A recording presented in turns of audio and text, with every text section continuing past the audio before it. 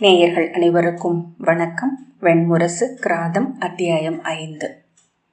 அந்தியிருளத் தொடங்கிய வேளையில் தண்டகாரண்யத்தின் நடுவே ஓடிய மதுவாகினி என்னும் சிற்றோடையின் கரையில் உருண்ட மலைப்பாறை ஒன்றின் மேல் அமர்ந்திருந்த பிச்சாண்டவர் தன் அருகே ஈச்சவோலை பின்னிய தழையாடையை இடையில் அணிந்து தரையில் கை கட்டி அமர்ந்திருந்த வைசம்பாயனனிடம் சொன்னார். வடக்கே இன்று அந்த குருநிலை தாருகவனம் என்று அழைக்கப்படுகிறது. அதில் அத்ரி முனிவர் நிறுவிய கிராதமூர்த்தியின் சிவக்குறியை சூழ்ந்து கல்லாலான ஆலயம் ஒன்று எழுந்துள்ளது. 6 சைவ நெறியினருக்கும் அவ்விடம் முதன்மையானது. அதன் அருகே ஓடும் சுகந்தவாகினியில் நீராடி எழுந்து எருக்க மலர் தொடுத்து சூட்டி கள்ளும் ஊனும் படைத்து கிராத தேவனை வழிபட்டு வெண்சாம்பல் பூசி புதிய கப்பரை ஏந்தி வடக்கே உயர்ந்தெழுந்த பனிமலைகளை நோக்கி செல்வது 6 தொல்மரபாக அறியப்பட்டுள்ளது. நான் அங்கிருந்து மலை இறங்கி கங்கை பெருக்கினூடாக வந்தேன். 6 சமயங்களுடனும் சொற்போரிட்டேன். 12 நாடுகளில் பிச்சை எடுத்து உண்டேன். என் துணையோருடன் காசி பெருநகர் அடைந்தேன். அங்கு 2 பெரும் சுடலை துறைகளில் இரவும் பகலும் எரிதாழாது சிதைகள் எரிகின்றன. அத்தழல்களுக்கு நடுவே கையில் முப்புரி வேலும் முடுக்கையும் கொண்டு வெற்றுடல் கோலமாக காலபைரவன் நின்றிருக்கும் ஆலயம் உள்ளது. அவன் கையிலிருந்து உதிர்ந்த கப்பரை குருதி உலராத பலிபீடமாக ஆலயம் முகப்பில் அமைந்துள்ளது. நாளும் பல்லாயிரவர் பலியும் படைகளும் கொண்டு அங்கே வருகின்றனர். அவ்வாலயத்தின் முகப்பில் கட்டப்பட்டுள்ள நுழைவு மணி ஓய்ந்து ஒலியடங்கும் கணமே இல்லை. ஆலயத்திற்கு தென்மேற்கே படித்துறை அருகில் பார்ப்பு கொலைப்பை தொழுத கையுடன் மூதாட்டி வடிவில் அமர்ந்திருக்கிறாள். கங்கையில் நீராடுவதற்கு முன் அவள் முன்னிலையில் பழைய ஆடைகளை நீக்குவது மரபு. கொண்ட நோய்களையும் பீடைகளையும் அங்கு ஒழித்து புதிதாக பிறந்தெழுந்து காலவடிவனை வணங்குகின்றனர். இறந்தோர் ஆடைகளும் அங்கு குவிக்கப்பட்டு எரியூட்டப்படுகின்றன. அக்கரி படிந்த அவள் முகம் சென்றது எதையோ எண்ணியது போல தன்னுள் தொலைந்து தோளுக்குள் புதைந்திருக்கும். காசியிலிருந்து கிளம்பி நான் தென்திசை சென்றேன். தென்னகத்தில் ஆதிசிவம் என அமைந்த மலை என மாகேந்திரம் சொல்லப்படுகிறது. நஞ்சு சூடிய நாகர்களால் ஆளப்படுவது அது. அவர்களால் ஏற்கப்படுபவர்கள் மட்டுமே அதில் ஏறி அம்மலையின் உச்சியில் குவைக்கல் வடிவில் குடிக்கொள்ளும் சிவத்தை தொட்டு வணங்க முடியும். அடுத்த சொல் கேட்பதற்கு முன்னர் சென்று அதை வணங்கி மேலும்படி என் ஆசிரியரின் ஆணை. அதை தலை கொண்டு நான் கிளம்பினேன் என்றார். வைசம்பாயனன் அவர் கால்களையே நோக்கி கொண்டிருந்தான்.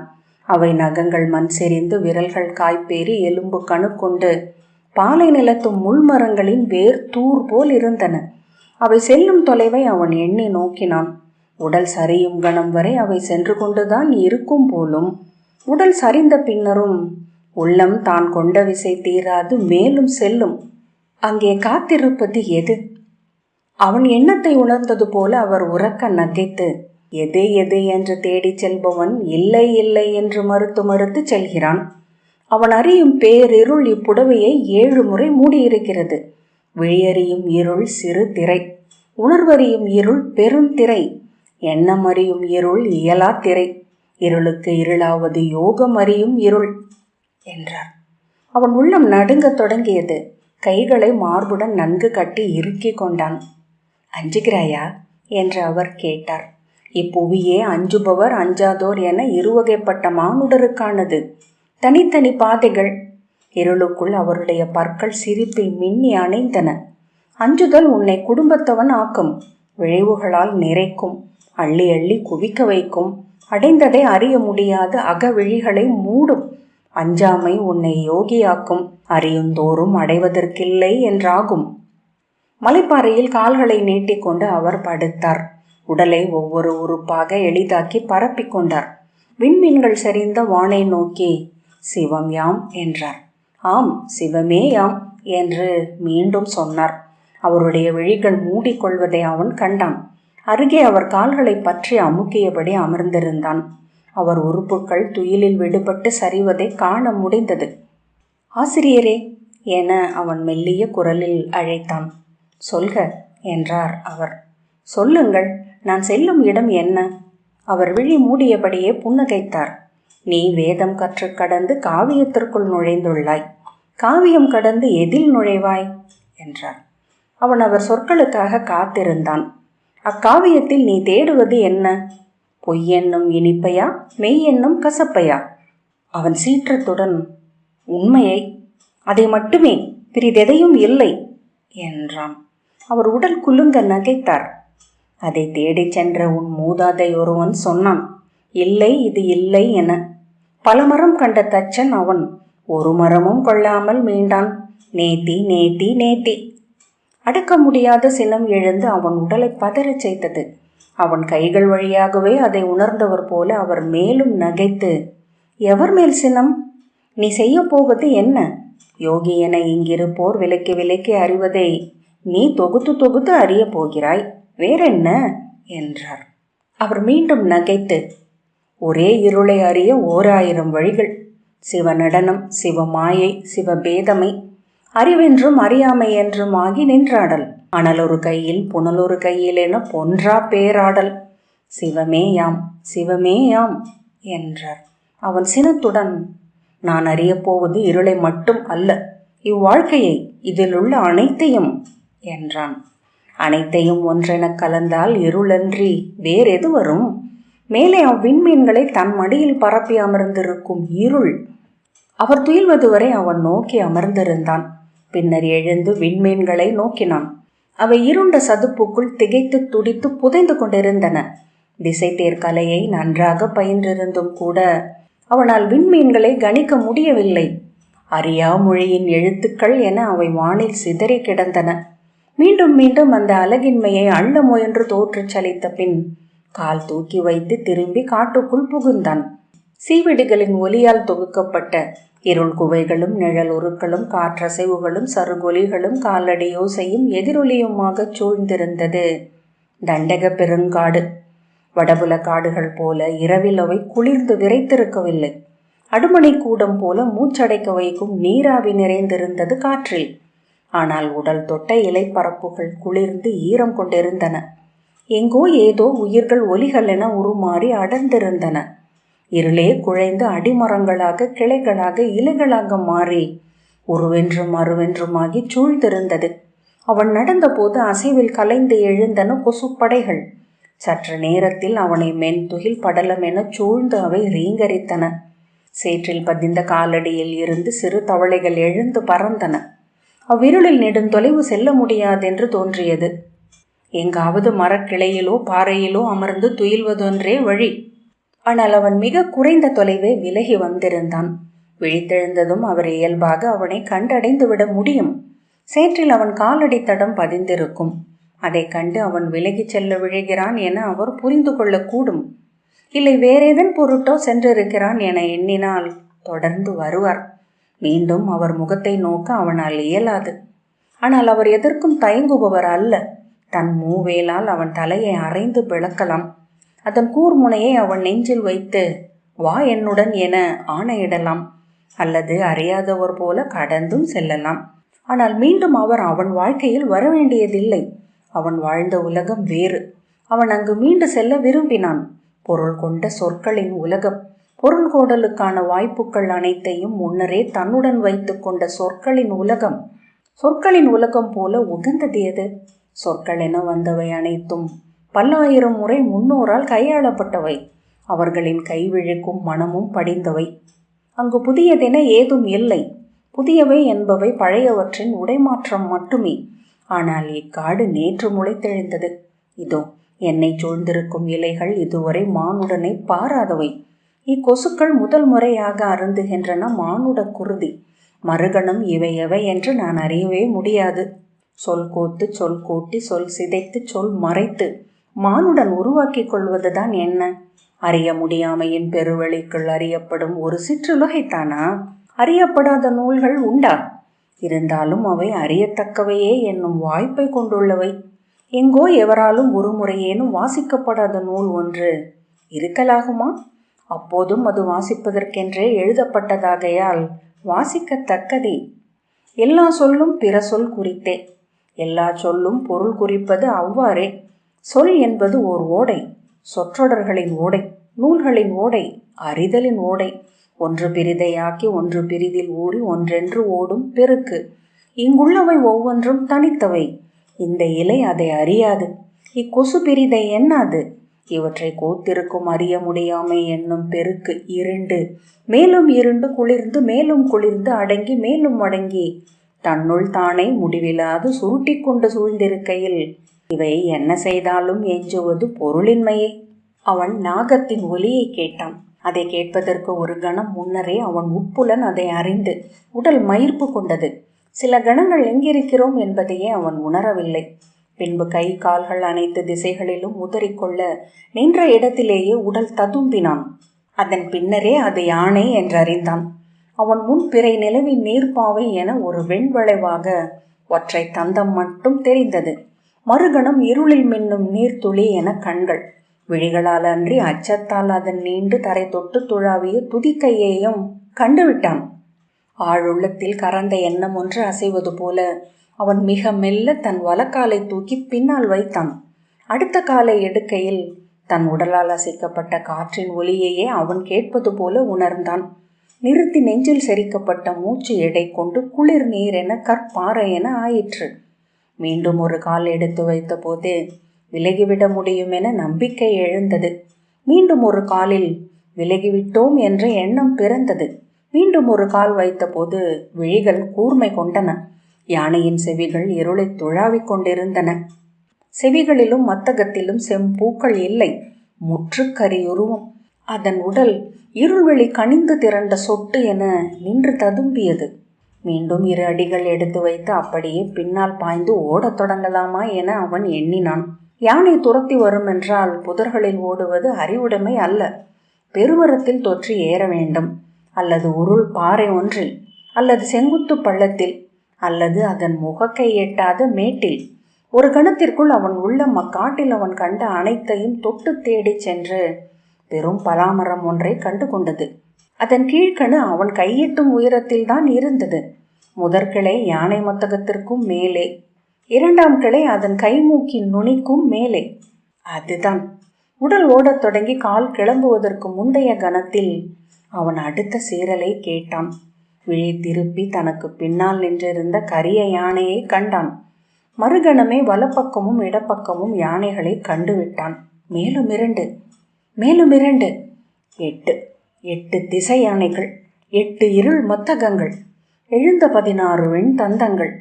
ஓசையின்றி பெருகி அவை சூழ்ந்த பின்னரே அவன் முதல் யானையை கண்டிருக்கிறான். என் பெருங்கரியின் நடு நுண் புள்ளி.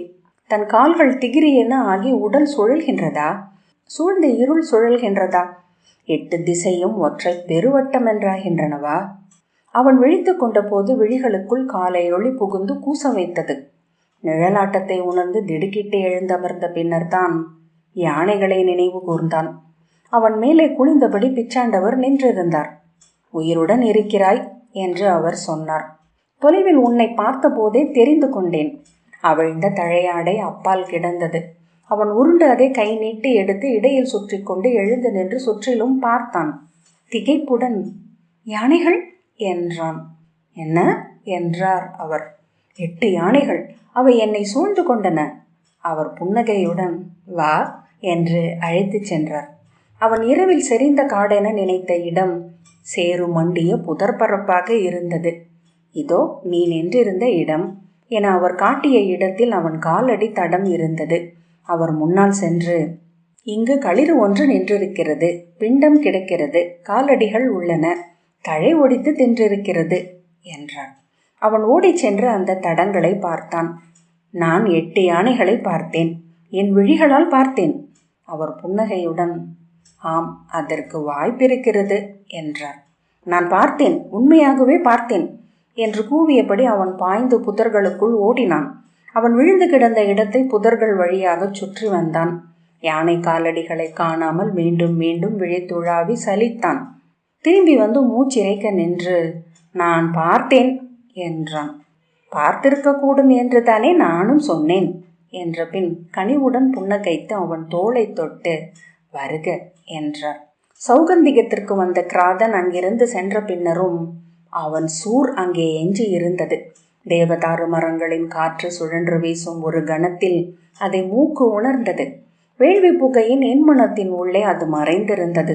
முனிவர்கள் காமத்தின் ஆழ் தருணத்தில் தங்கள் மனைவியரின் உடலில் அதை உணர்ந்தனர். அதை அறிந்ததுமே அனைத்தும் மறைந்து அவன் நினைவு மட்டும் எழுந்து கண் முன் நின்றது. மெய்ப்பு கொண்டு எழுந்து திசைகளை நோக்கி பதைத்தனர். இங்குள்ள அனைத்திலும் அவன் எப்படி ஊடுருவ முடியும் என்றார் கனகர். அத்தனை வேள்விகளும் மகாருத்ரமானது எப்படி? அனைத்து வேத சொற்களும் ருத்ரமாக ஒலிப்பது எப்படி? நாம் காட்டாளர்கள் அல்ல என்று சூத்ரகர் சொன்னார்.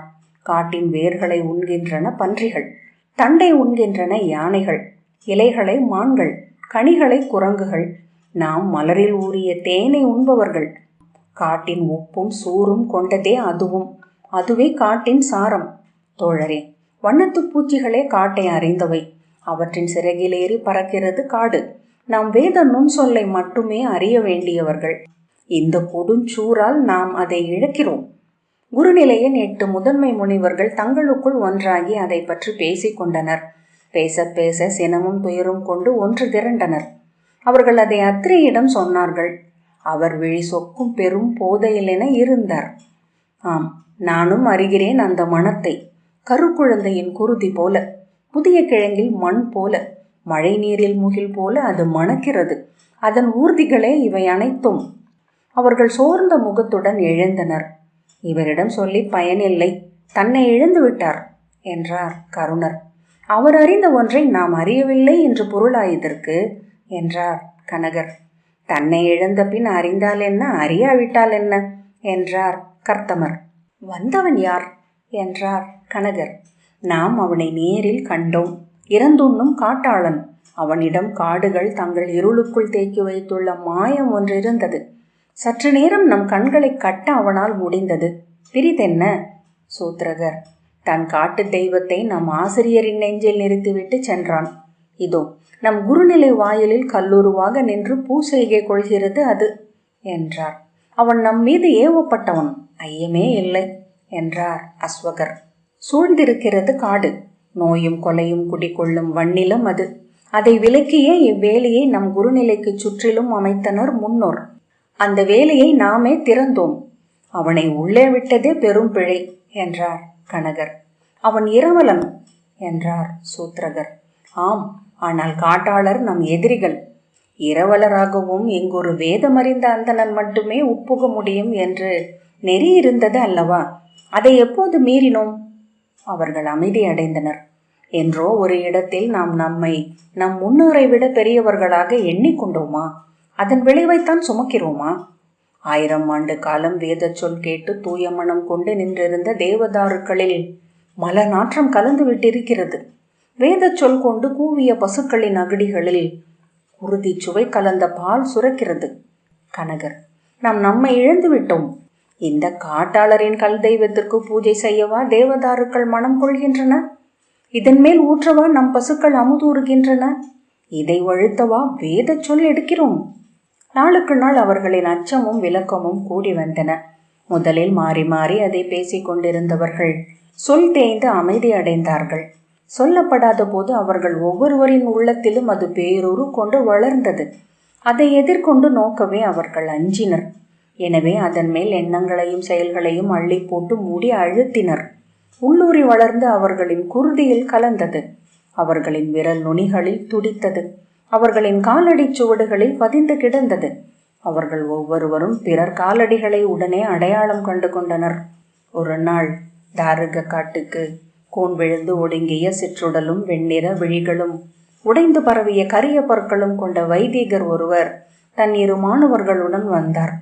தொலைவில் வரும்போதே நடையின் அசைவால் அவரை வேறுபடுத்தி நோக்கி நின்று கூர்ந்தனர். அருகணைந்ததும் அவருடைய முதன்மை மாணவனாகிய கரிய நெடிய இளைஞன், எங்கள் ஆசிரியர் அதர்வத்தை கைப்பற்றிய பெரு வைதிகர். இவ்வழி செல்லும் போது இக்குருநிலையை பற்றி அறிந்தோம். ஓய்வு கொண்டு செல்ல விழைகிறோம். அவரை அடிபணிந்து அருள் பெறும் நல்வாய்ப்பை உங்களுக்கு அளிக்கிறோம் என்றான்.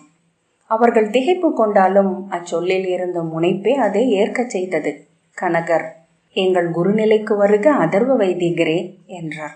வெளிரிய குரிய உடல் கொண்டிருந்த 2வது மாணவன், குருநிலையின் தலைவரே வாயிலில் வந்து எங்கள் ஆசிரியரை வரவேற்க வேண்டும் என்பது மரபு என்றான். அவ்வண்ணமே என்று அஸ்வகர் திரும்பி உள்ளே ஓடினார். அத்ரி முனிவர் தன் 2 மாணவர்களுடன் வந்து வாயிலில் நின்று வரவேற்று அதர்வ வைதிகரை உள்ளே அழைத்து சென்றார். மகாகாளர் என்று பெயர் கொண்டிருந்த அவர் வந்த முதல் நாள் முதலே அங்குள்ள அனைவராலும் வெறுக்கப்பட்டார். வெறுக்கப்படுவதற்கென்றே ஒவ்வொன்றையும் செய்பவர் போல் இருந்தார். எப்போதும் மூக்கையும் காதையும் குடைந்து முகர்ந்து நோக்கினார். அக்குள்களை சொரிந்தார். அனைத்து பெண்களையும் அவர்களின் முலைகளிலும் இடைக்கு கீழும் நேர் நோக்கில் உற்று நோக்கினார். அவர்கள் திகைத்து அவர் விழிகளை நோக்கினால் கண்கள் சுருங்க இழித்தார். உணவை இடக்கையால் அள்ளி வாயிலிட்டு நாய் போல ஓசை எழத் தின்றார். அவ்விரல்களை ஒவ்வொன்றாக நக்கிய பின் இலையையும் வழித்து நக்கினார். உணவுண்ணும் இடத்திலேயே காலை தூக்கி வயிற்று வழி வெளியிட்டார். அவ்வோசைக்கு அவரே மகிழ்ந்து மாணவர்களை நோக்கி சிரித்தார். அடிக்கடி ஏப்பம் விட்டு வயிற்றை தடவி முகம் சுளித்து மாணவர்களை கீழ்ச்சொற்களால் வசைபாடினார். அவர் இருக்குமிடத்திற்கே எவரும் செல்லாமலானார்கள். அவர் அங்கிருப்பதையே எண்ணவும் தவிர்த்தனர். குருநிலையின் வேள்வி கூடத்திற்கும் சொல்கூடும் அவைக்கும் அவர் வந்தமரும் போது அவர் அமரக்கூடும் இடத்தை முன்னரே உய்தறிந்து அங்கிருந்தோர் விரல் தொடும் இடத்தில் சுனை மீன் கூட்டம் போல விலகி கொண்டனர். ஒரு நாள் சுகந்த வாகினியில் நீராடி எழுந்த கனகர் மர உரையை உதரும் போது எழுந்த எண்ணம் ஒன்றால் திகைத்து அசையாமல் நின்றார். உள்ளத்தின் படபடப்பு ஓய்ந்ததும் தன் தோழர்களிடம் திரும்பி, ஒருவேளை இவர்தான் நமக்காக வந்தவரோ என்றார். யார் என்றார் அஸ்வகர். இந்த அதர்வர். இவர் அபிச்சார வேள்வி செய்ய கற்றவர். நாம் எண்ணியது ஈடேற இவரை அனுப்பியதோ ஊழ். அவர் சொல்லிச் செல்வதற்குள்ளாகவே அவர்கள் அங்கு சென்று விட்டிருந்தனர். ஆனால் அவ்வெண்ணத்தை அவர்களே தங்களுக்குள் மறுத்து கொண்டார்கள். ஒன்றும் சொல்லாமல் ஒருவரை ஒருவர் நோக்கினர். கருணர். ஆனால் இவர் இழிகுணத்தவர். இவரிடம் என்ன ஆற்றல் இருக்கக்கூடும்? அதன் மறுமொழியை அவரே அறிந்திருந்தார்.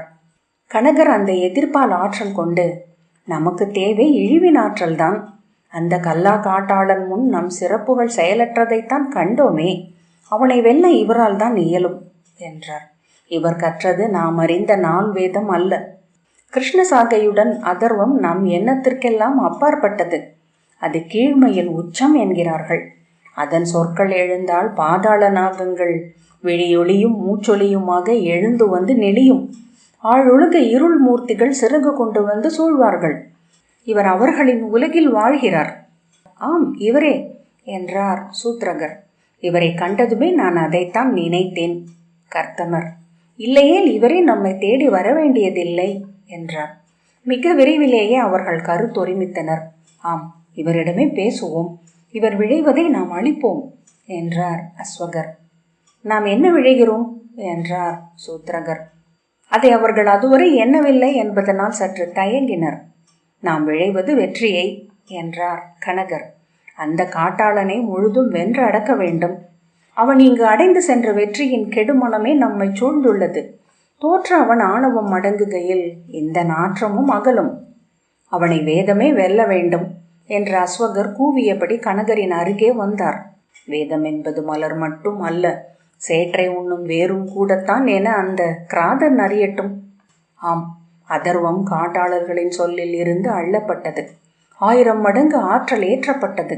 காட்டு கீழ்மையால் உரை குத்தப்பட்ட பார்க்கடல் அது என்கின்றது பிரபவ சூத்திரம். அந்த நஞ்சை அவன் எதிர்கொள்ளட்டும். அத்தனை விசையுடன் சொல்லப்பட்டதும் அவர்கள் அதன் வீச்சை உள்ளத்தால் உணர்ந்து அமைதி கொண்டார்கள். ஒருவரை ஒருவர் நோக்காமல் முற்றிலும் தனித்து நின்றிருந்தார்கள். கனகர் தன் மர உரியை மீண்டும் உதறிவிட்டு, உங்களுக்கு ஒப்புதல் என்றால் நானே அவரிடம் சென்று பேசுகிறேன் என்றார். தாங்களே பேசுங்கள் என்றார் சூத்ரகர். பிறர் தலையாட்டினர். கிராதம் 5வது அத்தியாயம் இத்துடன் நிறைவு பெற்றது. நன்றி.